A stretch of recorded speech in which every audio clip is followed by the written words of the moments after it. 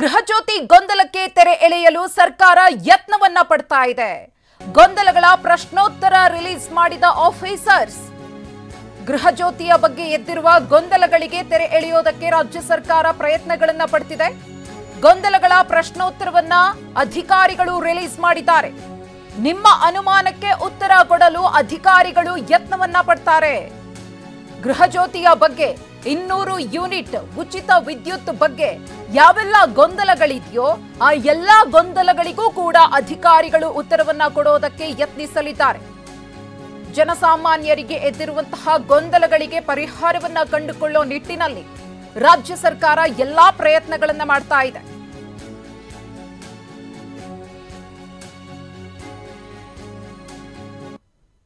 ಇನ್ನು ಗೃಹಜ್ಯೋತಿ ವಿಚಾರಕ್ಕೆ ಸಂಬಂಧಪಟ್ಟಂತೆ ಒಂದಷ್ಟು ಪ್ರಶ್ನೆಗಳು, ಒಂದಷ್ಟು ಗೊಂದಲಗಳು ರಾಜ್ಯದ ಜನರಲ್ಲಿ ಕಾಡ್ತಾ ಇದೆ. ನಾನು ಈ ಯೋಜನೆಗೆ ಅರ್ಹನೇ? ಇದು ನಂಬರ್ 1 ಪ್ರಶ್ನೆ. ಒಂದಷ್ಟು ಮಂದಿಗೆ ನಾನು ಈ ಯೋಜನೆಗೆ ಅರ್ಹನಾಗಿರ್ತೇನಾ ಅಂತ. ಇನ್ನು ಸ್ಮಾರ್ಟ್ ಫೋನ್ಗಳಲ್ಲೂ ಕೂಡ ಈ ಗೃಹಜ್ಯೋತಿಗೆ ಸಂಬಂಧಪಟ್ಟಂತೆ ಆಪ್ ಲಭ್ಯವಾಗಲಿದೆ. ಇರುವಂತಹ ಗೊಂದಲಗಳಿಗೆ ತೆರೆ ಎಳೆಯುವಂತಹ ಪ್ರಯತ್ನ ಎಲ್ಲ ಆಪ್ಗಳಂತೆ ಪ್ಲೇ ಸ್ಟೋರ್, ಆಪಲ್ ಸ್ಟೋರ್ನಲ್ಲೂ ಲಭ್ಯವಾಗಲಿದೆ. ಗೃಹಜ್ಯೋತಿಗಾಗಿ ಪ್ರತ್ಯೇಕ ಆಪ್ ಅನ್ನು ಸಿದ್ಧಪಡಿಸಲಾಗ್ತಾ ಇದೆ. ಆಪ್ ಡೌನ್ಲೋಡ್ ಮಾಡಿಕೊಂಡು ನೀವು ಅರ್ಜಿಯನ್ನ ಸಲ್ಲಿಸಬಹುದು. ಅಪ್ಲಿಕೇಶನ್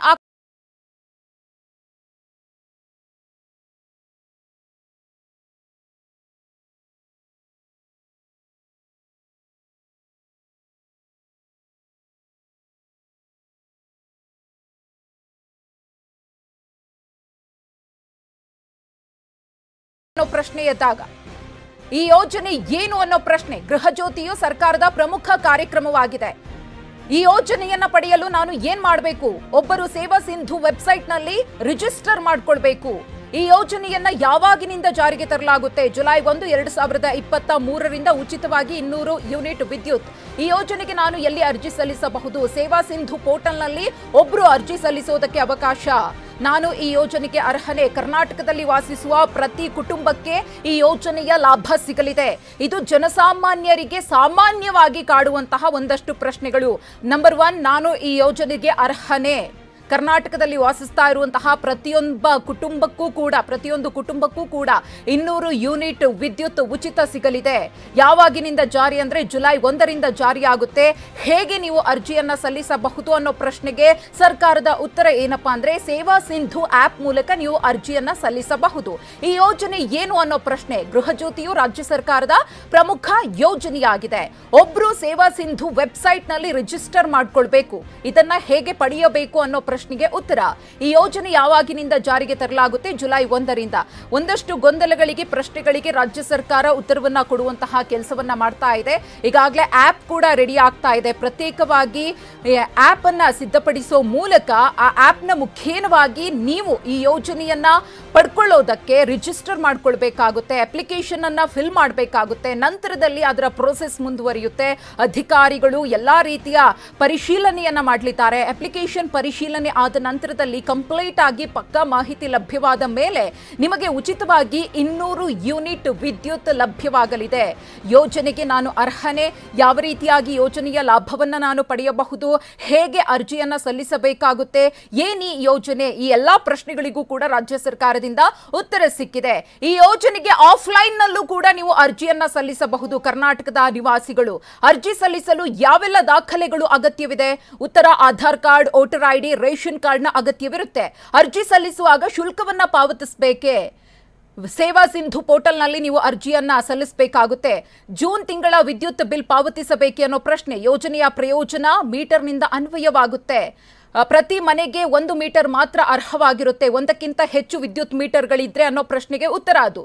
ಆಫ್ಲೈನ್ ನಲ್ಲೂ ಕೂಡ ನೀವು ಆನ್ಲೈನ್ ಸೇವಾ ಸಿಂಧು ವೆಬ್ಸೈಟ್ಗೆ ಹೋಗಿ ಏನು ಅರ್ಜಿಯನ್ನ ಸಲ್ಲಿಕೆ ಮಾಡ್ತೀರೋ ಅದನ್ನ ಹೊರತುಪಡಿಸಿ ಆಫ್ಲೈನ್ ಮುಖೇನವಾಗಿ ಆಫೀಸ್ಗೆ ಭೇಟಿಯನ್ನ ಕೊಟ್ಟು ಕೂಡ ನೀವು ಅರ್ಜಿಯನ್ನ ಸಲ್ಲಿಕೆ ಮಾಡಬಹುದು. ಗೃಹಜ್ಯೋತಿಯನ್ನ ಯೋಜನೆಯ ಒಂದು ಲಾಭವನ್ನ ಪಡೆಯೋದಕ್ಕೋಸ್ಕರ ನೀವು ಆಫ್ಲೈನ್ ನಲ್ಲೂ ಕೂಡ ಅರ್ಜಿಯನ್ನ ಸಲ್ಲಿಕೆ ಮಾಡಬಹುದು. ಇನ್ನು ಒಂದಷ್ಟು ರೂಲ್ಸ್ ಅಂಡ್ ರೆಗ್ಯುಲೇಷನ್ಸ್ ಅನ್ನೋದು ಇದ್ದೇ ಇರುತ್ತೆ. 1 ಮೀಟರ್ ಇರಬಹುದು ಅಥವಾ ಒಂದಕ್ಕಿಂತ ಹೆಚ್ಚು ಮೀಟರ್ ಹೊಂದಿದ್ರೆ ಆ ಲಾಭ ಸಿಗುತ್ತಾ ಅನ್ನೋದು. ಪ್ರತಿ ಮನೆಗೆ 1 ಮೀಟರ್ ಮಾತ್ರ ಅರ್ಹವಾಗಿರುತ್ತೆ. ಈ ಯೋಜನೆಯ ಲಾಭವನ್ನ ಪಡೆಯೋದಕ್ಕೆ ಕರ್ನಾಟಕದ ನಿವಾಸಿಗಳು ಮ್ಯಾನ್ಯುವಲ್ ಆಗಿ ಅರ್ಜಿಯನ್ನ ಸಲ್ಲಿಕೆ ಮಾಡಬಹುದಾಗಿದೆ. ಆಧಾರ್ ಕಾರ್ಡ್ ಇರಬಹುದು, ವೋಟರ್ ಐಡಿ ಇರಬಹುದು, ರೇಷನ್ ಕಾರ್ಡ್ ಇರಬಹುದು. ಈ ಡಾಕ್ಯುಮೆಂಟ್ಸ್ ಗಳನ್ನ ನೀವು ಅರ್ಜಿ ಸಲ್ಲಿಕೆಯ ಸಂದರ್ಭದಲ್ಲಿ ಸಲ್ಲಿಸಬೇಕಾದಂತಹ ಅನಿವಾರ್ಯತೆ ಇದೆ. ಇದೆಲ್ಲವೂ ಕೂಡ ಅಗತ್ಯ ದಾಖಲೆಗಳು. ಏನೆಲ್ಲ ದಾಖಲೆಗಳನ್ನ ಕೊಡಬೇಕು ಅಂತ ಕೇಳಿರ್ತಾರೋ ಅದನ್ನ ನೀವು ತಪ್ಪದೆ ನಿಮ್ಮ ಅಪ್ಲಿಕೇಶನ್ ಜೊತೆಗೆ ಲಗತ್ತಿಸಬೇಕಾಗುತ್ತೆ, ಅಟ್ಯಾಚ್ ಮಾಡಬೇಕಾಗುತ್ತೆ. ನಂತರದಲ್ಲೇ ಈ ಯೋಜನೆಯ ಫಲವನ್ನ ನೀವು ಪಡೆಯೋದಕ್ಕೆ ಸಾಧ್ಯ ಆಗುತ್ತೆ. ಇನ್ನು ಒಂದಷ್ಟು ರೂಲ್ಸ್ ಅಂಡ್ ರೆಗ್ಯುಲೇಷನ್ಸ್ ಇರಬಹುದು, ಏನು ತಿಂಗಳ ಸರಾಸರಿ ಇರಬಹುದು, ಅಥವಾ ಯಾವ ರೀತಿಯಾಗಿ ಅವರು ಲೆಕ್ಕಾಚಾರವನ್ನ ಹಾಕಿ ಈ ಒಂದು ವಿದ್ಯುತ್ ಉಚಿತವನ್ನ ನಿಮಗೆ ಕೊಡ್ತಾರೆ ಅನ್ನೋದ್ರ ಬಗ್ಗೆ ಈಗಾಗಲೇ ಸರ್ಕಾರ ಒಂದಷ್ಟು ಮಾಹಿತಿಯನ್ನ ಕೊಟ್ಟಿದೆ. ಇದು ಗೃಹ ಜ್ಯೋತಿಯ ಬಗ್ಗೆ ಸಾರ್ವಜನಿಕರಿಗೆ ಎದ್ದಿರುವಂತಹ ಪ್ರಶ್ನೆಗಳಿಗೆ ಸರ್ಕಾರದಿಂದ ಸಿಗ್ತಾ ಇರುವಂತಹ ಉತ್ತರ. ಅರ್ಜಿ ಸಲ್ಲಿಸುವಾಗ ಶುಲ್ಕವನ್ನ ಪಾವತಿಸಬೇಕಾದ್ರ ಅಗತ್ಯ ಇಲ್ಲ. ನೀವು ಆಫ್ಲೈನ್ ಇರಬಹುದು ಅಥವಾ ಸೇವಾ ಸಿಂಧು ಆಪ್ ಮುಖೇನವಾಗಿ ನೀವು ಅರ್ಜಿಯನ್ನ ಸಲ್ಲಿಕೆ ಮಾಡಿದ್ರೂ ಕೂಡ ಯಾವುದೇ ರೀತಿಯ ಅಮೌಂಟ್ ಅನ್ನ ಪೇ ಮಾಡಬೇಕಿಲ್ಲ.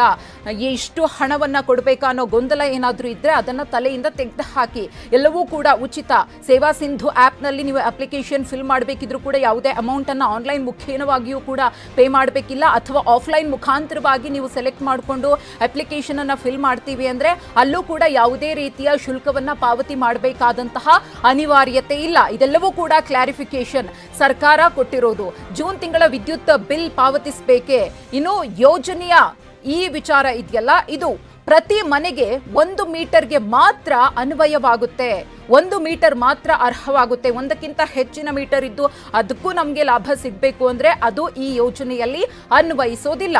ನಾನು ಅರ್ಹನೆ ಅಥವಾ ಈ ಯೋಜನೆ ಏನು, ಈ ಯೋಜನೆಗೆ ಅಪ್ಲಿಕೇಶನ್ ಸಲ್ಲಿಸೋದು ಹೇಗೆ, ಎಲ್ಲಿ ಹೋಗಬೇಕು, ಏನೆಲ್ಲ ದಾಖಲೆಗಳ ಅಗತ್ಯತೆ ಇದೆ, ಏನಾದರೂ ನಾವು ಪೇ ಮಾಡಬೇಕಾಗುತ್ತಾ ಅಪ್ಲಿಕೇಶನ್ ಅನ್ನ ಫಿಲ್ ಮಾಡಬೇಕಿದ್ರೆ, ಒಂದಕ್ಕಿಂತ ಹೆಚ್ಚು ಮೀಟರ್ ಇದ್ರೆ ಅದಕ್ಕೆ ಈ ಯೋಜನೆಯ ಫಲ ಅನ್ವಯವಾಗುತ್ತಾ, ಇದೆಲ್ಲದಕ್ಕೂ ಕೂಡ ಇದೀಗ ರಾಜ್ಯದ ಜನತೆಗೆ ಸ್ಪಷ್ಟವಾದ ಉತ್ತರವನ್ನ ಕೊಡುವಂತಹ ಕೆಲಸವನ್ನ ಇಲಾಖೆಯ ಅಧಿಕಾರಿಗಳು ಮತ್ತು ಇಲಾಖೆಯ ಸಚಿವರು ಸದ್ಯಕ್ಕೆ ಮಾಡ್ತಾ ಇದ್ದಾರೆ. ಗೃಹ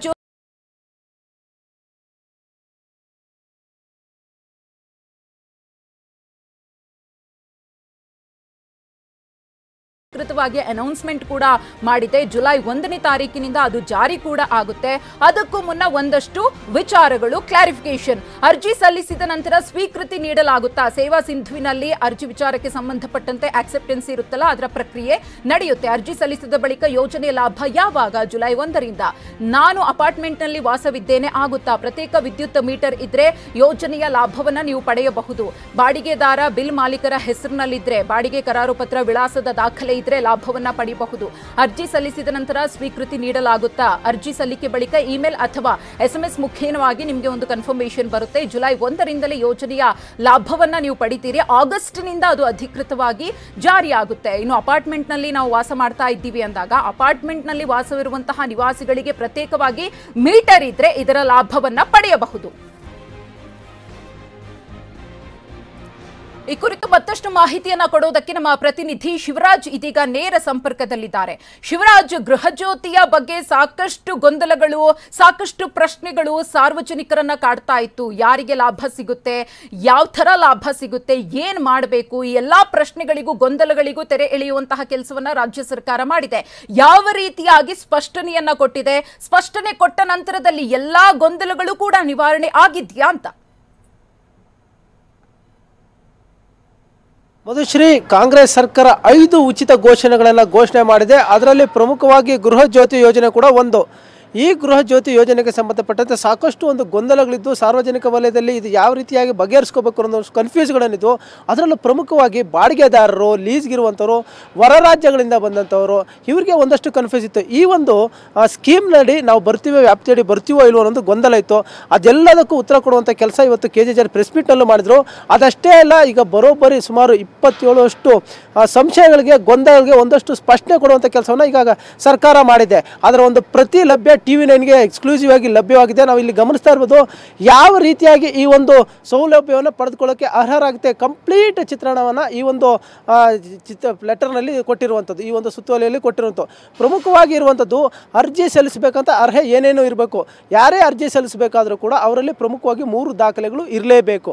ಅದು ಬಂದ್ಬಿಟ್ಟು ಆಧಾರ್ ಕಾರ್ಡ್ ಇರಬೇಕು, ವೋಟರ್ ID ಇರಬೇಕು, ಅಥವಾ ಲೀಸ್ ಆರ್ ಬಾಡಿಗೆ ಟೆನೆಂಟ್ ಒಪ್ಪಂದ ಕರಾರು ಪತ್ರ ಏನಿದೆ ಅದು ಕಡ್ಡಾಯವಾಗಿ ಇರಲೇಬೇಕುತ್ತೆ. ಈ 3 ಕೂಡ ಇರಬೇಕು. ಒಂದು ವೇಳೆ ಆಧಾರ್ ಕಾರ್ಡ್ ಅಡ್ರೆಸ್ ಸ್ಥಳೀಯವಾಗಿ ಇದ್ದರೆ ಆಗ ಟೆನೆಂಟ್ ಅಡ್ರೆಸ್ ಅವಶ್ಯಕತೆ ಇರಲ್ಲ. ಆ ಒಂದು ನಿಟ್ಟಿನಲ್ಲಿ ಒಂದು ವೇಳೆ ಅದು ಇಲ್ಲ ಅಂದರೆ ಕರಾರು ಪತ್ರದ ಅಗ್ರಿಮೆಂಟ್ ಏನಿದೆ ಅದು ಖಂಡಿತವಾಗ್ಲೂ ಇರಬೇಕಾಗುತ್ತೆ. ಪ್ರಮುಖವಾಗಿ ಈ ಒಂದು ಸೇವಾ ಸಿಂಧು ಪೋರ್ಟಲ್ ಏನಿದೆ ಅದು ಜೂನ್ 15ರಿಂದ ಆ್ಯಕ್ಟಿವ್ ಆಗುತ್ತೆ. ಜುಲೈ 5ರವರೆಗೆ ಸುಮಾರು 20 ದಿನಗಳ ಕಾಲಾವಕಾಶ ಇರುತ್ತೆ. ಅಂದರೆ ಅರ್ಜಿ ಸಲ್ಲಿಕೆ ಬರೋಬ್ಬರಿ 20 ದಿನಗಳ ಕಾಲಾವಕಾಶ ಕೊಟ್ಟಿದ್ದಾರೆ. ಅದು ಕೂಡ 2,16,00,000 ಗ್ರಾಹಕರಿಗೆ.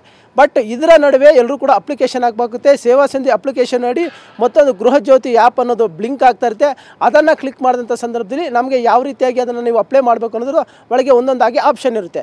ಅಲ್ಲಿ ಆಪ್ಷನ್ಗೆ ಎಂಟ್ರಾಗಿ ನಾವು ಕೂಡಲೇ ಏನೇನು ಡಾಕ್ಯುಮೆಂಟ್ಸ್ ರಿಕ್ವೈರ್ ಇದೆ ಅದನ್ನು ಅಪ್ಲೈ ಮಾಡಬೇಕಾಗುತ್ತೆ. ಪ್ರಮುಖವಾಗಿ ಆಧಾರ್ ಕಾರ್ಡು ಅಥವಾ ವೋಟರ್ ಐ ಡಿ ಇರಬೇಕು, ಜೊತೆಗೆ ಬಾಡಿಗೆ ಕರಾರು ಪತ್ರ ಇರಬೇಕು, ಮತ್ತು 1 ತಿಂಗಳಿನ ಕರೆಂಟ್ ಬಿಲ್ ಏನಿದೆ ಐ ಡಿ ಉಳ್ಳಂಥ ಕರೆಂಟ್ ಬಿಲ್ಲು ಅದನ್ನು ಕೂಡ ಅಪ್ಲೋಡ್ ಮಾಡಬೇಕು. ಅದಾದ ಬಳಿಕ ನಿಮ್ಮ ಮೊಬೈಲ್ಗೆ ಕೂಡ ಅದು ಅಕ್ನಾಲಜ್ಮೆಂಟ್ ಬರುತ್ತೆ. ಅದಾದ ಕೆಲ ದಿನಗಳ ಬಳಿಕ ಜುಲೈ 1ರಿಂದ ಈ ಒಂದು ಯೋಜನೆಗೆ ಎಲ್ಲರೂ ಕೂಡ ಫಲಾನುಭವಿಗಳಾಗಿರ್ತಾರೆ. ಅದು ಆಗಸ್ಟ್ ಬರುವ ಬಿಲ್ ಬರುತ್ತೆ, ಅದರಲ್ಲಿ 0 ಬಿಲ್ ಅಂತ ಬರುತ್ತೆ. ಯಾರು 200 ಯೂನಿಟ್ಗಿಂತ ಕಡಿಮೆ ಬಳಸಿರ್ತಾರೋ ಅವರೆಲ್ಲರೂ ಕೂಡ ಇದಕ್ಕೆ ಅರ್ಹರಾಗಿರ್ತಾರೆ. ಜೊತೆಗೆ ಅದು ಕೂಡ 200 ಯೂನಿಟ್ ಯಾವುದೇ ಕಾರಣಕ್ಕೂ ದಾಟಿರ್ಬೋದು.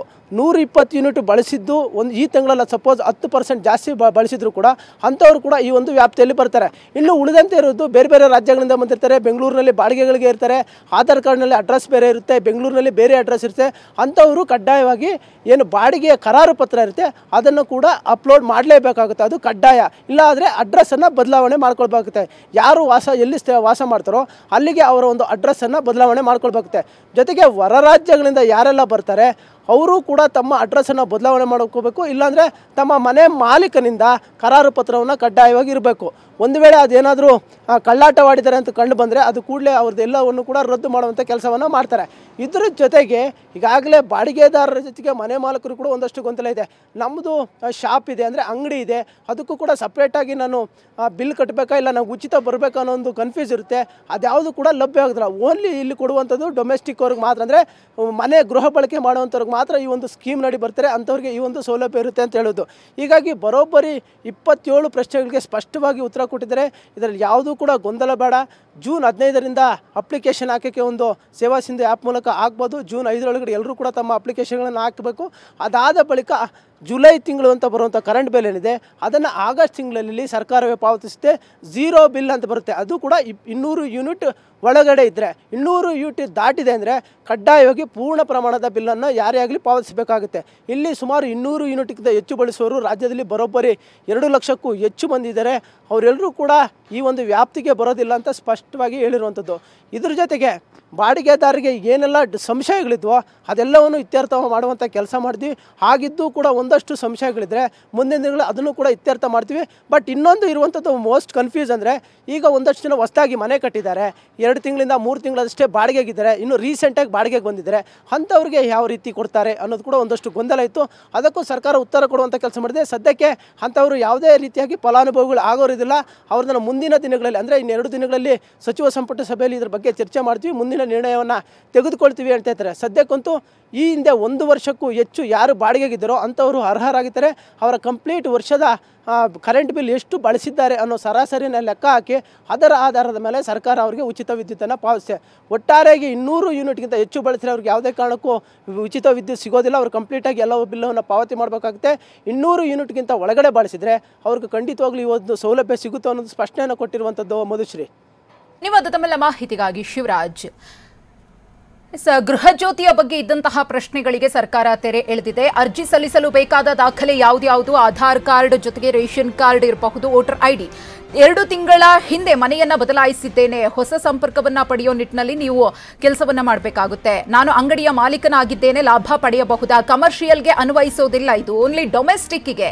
ನಾನು ಎಷ್ಟು ಉಚಿತ ಯೂನಿಟ್ಗೆ ಅರ್ಹನಾಗಿರುತ್ತೇನೆ? 12 ತಿಂಗಳ ಸರಾಸರಿಯ ಆಧಾರದ ಮೇಲೆ ನಿರ್ಧಾರವಾಗುತ್ತೆ. ನನ್ನ ಖಾತೆ ಐಡಿಯನ್ನ ನಾನು ಎಲ್ಲಿ ಹುಡುಕಬೇಕು? ಇದು ಯಾವುದೇ ತಿಂಗಳ ವಿದ್ಯುತ್ ಬಿಲ್ನಲ್ಲಿ ಲಭ್ಯವಿರಲಿದೆ.